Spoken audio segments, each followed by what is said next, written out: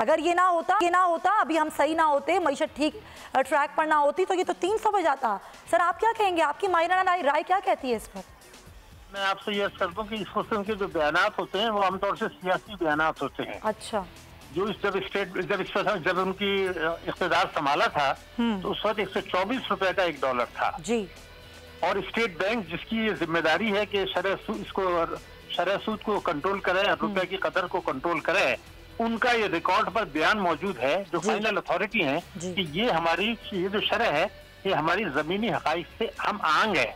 यानी उन्होंने ये कहा था कि कोई इसमें बड़ी गिरावट का इम्कान नहीं है, ये स्टेट बैंक के अल्फाज थे। जी जी। लेकिन ये 121 से लेके अब 155-56 पर आ गया, तो मैं तो ये समझता हूँ कि ये बड़ी एक नाकामी हुई है, क्योंकि जब रुपया की कदर गिरती है तो हमारी जो $60 अरब की इंपोर्ट्स हैं वो महंगी हो जाती हैं और उसके हिसाब से तमाम महंगाई का तूफान आ जाता है पाकिस्तान के अंदर, जिससे अवाम कुचले जाते हैं और जो कर्जे हमें बाहर से हमने बेतहाशा लिए हुए हैं उनके जो कर्जों की अदायगी हम करते हैं उसके लिए ज्यादा रकूम दरकार होती है, जिससे बजट खसारा बढ़ता है।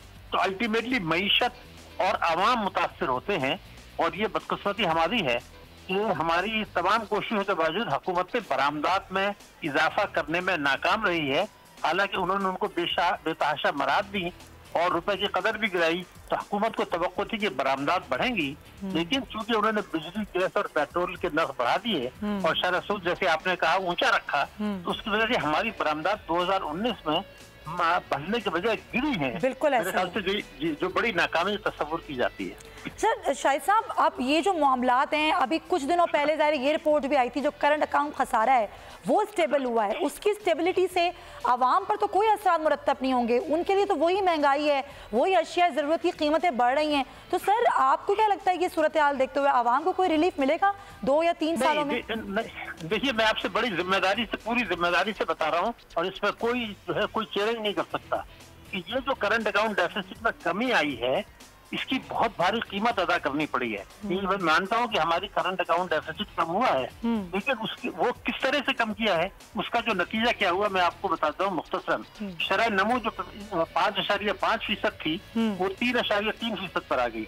अफरात ज़र यानी महंगाई जो 3.9% थी वो 7.3% पर आ गई। टैक्सों की वसूली गिर गई, दाखिली बचतें जो है हमारी गिर गई, फॉरेन डायरेक्ट इन्वेस्टमेंट हमारा 52% कम हो गया, शरह सूद 7.5 से 13% आ गई और स्टेट बैंक के रिजल्ट जो है वो $2.5 अरब गिर गए। ये जो मैंने 8 या 9 आपको बताई हैं ये स्टेट बैंक के आदत शुमार मेरे नहीं है। बिल्कुल सही। पाकिस्तान की तारीख में जो कर्जों में इजाफा हुआ है वो पाकिस्तान की तारीख में सबसे ज्यादा है, यानी एक साल में 10,000 अरब रुपए के कर्जे बढ़े, जबकि इससे पहले के 10 वर्षों में औसतन बढ़े थे 2300 अरब रुपया, यानी 3 गुना हो गए। तो अगर आपने करंट अकाउंट डेफिसिट को कम किया लेकिन 11 मनफी चले गए, क्योंकि आपने जो इक़दाम उठाए वो ये नहीं थे कि बरामदात बढ़ाई जाए, बल्कि गैर जरूरी इम्पोर्ट कम कर दी, शरह सूद बढ़ा दिया। तो ये मसनूई तरीके से था, ये खसारे का सौदा है, नुकसान का सौदा है पाकिस्तान की मईशत के लिए और पाकिस्तान के 22 करोड़ आवाम के लिए। हल एक ही होता है कि आप मईशत में इस्तेमाल करें, टैक्सों की वसूली बढ़ाएं, लेकिन वो तो 2019 में गिर गई 42 साल में। हम्माद अजहर साहब कह रहे हैं, शाहिद साहब हम्माद अजहर साहब कह रहे हैं कि टैक्स गोशवारों की जो तादाद है उसमें 55% इजाफा हुआ है, ये इजाफा बहुत है। देखिए, मैं आपसे कर दूं, मेरे सामने स्टेट बैंक की रिपोर्ट है और मैं कहता हूँ कोई साहब अगर इसको चैलेंज करना चाहें तो कर दें। 2019 में टैक्स और जीडीपी का तनासुब गिर गया है, ये स्टेट बैंक की रिपोर्ट कह रही है, एफटीआर की रिपोर्ट कह रही है। जी बिल्कुल। टैक्स और जीडीपी का तनासुब अगर गिरा और टैक्सों की मजमूई वसूली गिरी, जबकि इसका एक साल पहले 14% इजाफा हुआ था, तो अल्फाजों से खेलना या सियासी बयान बिल्कुल एक अलग चीज है। 22 करोड़ आवाम को तो ये पता है कि उनके लिए खाने पीने की अशिया महंगी हो गई, पेट्रोल महंगा हो गया, गैस महंगा हो गई, बिजली महंगी हो गई, सब्जियां, दालें, गोश्त, ये हर चीज महंगी हो गई। सर ये मुश्किल सवाल मैं आपसे दोबारा कर लेती हूँ और बड़ा मासूमाना अंदाज से कर लेती हूँ, आवाम को कोई रिलीफ मिल रहा है? आप एक माहिर माशियात हैं, ये 3 साल सही, ये 4 साल ही सही, चले मैं और आगे बढ़ा लेती हूँ, कहीं कोई रिलीफ मिलता नजर आ रहा है आपको मुल्क की मईशत की सूरत हाल देखते हुए?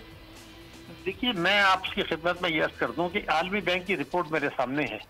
वो ये कहते हैं कि ये जो 2020 चल रहा है उसमें पाकिस्तान की मईशत की शरह नमू भारत, बांग्लादेश, श्रीलंका, नेपाल, भूटान, मालदीव इनसे भी कम रहेगी। देखिए अब दुनिया क्या कह रही है वो बातें करें, अपने मुल्क में बैठ के खींचना बड़ा आसान होता है।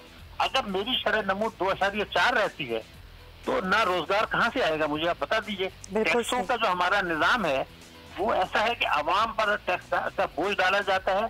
बल्कि स्टेट बैंक के गवर्नर ने अभी उनकी तकरीर में रिकॉर्ड मौजूद है, वो ये कहते हैं कि हुकूमत ने आवाम पर टैक्सों का बोझ डाला, बिजली गैस और पेट्रोल के नर्ख बढ़ाए, रुपए की कदर गिरी, शरह सूद बढ़ा, जिससे असरात ज़र बढ़ा। तो वो तो खुद तस्लीम कर रहे हैं कि आवाम पर बोझ डाला जा रहा है। और ये भी जो स्टेट बैंक की रिपोर्ट है कि इस साल में महंगाई बढ़ने वाली है, तो 11% है, जबकि पिछले साल 7% थी।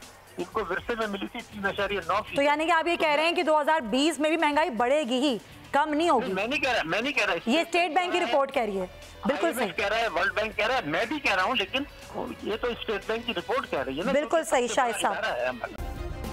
सब्सक्राइब करें और बेल दबाएं ताकि कोई खबर रह न जाए।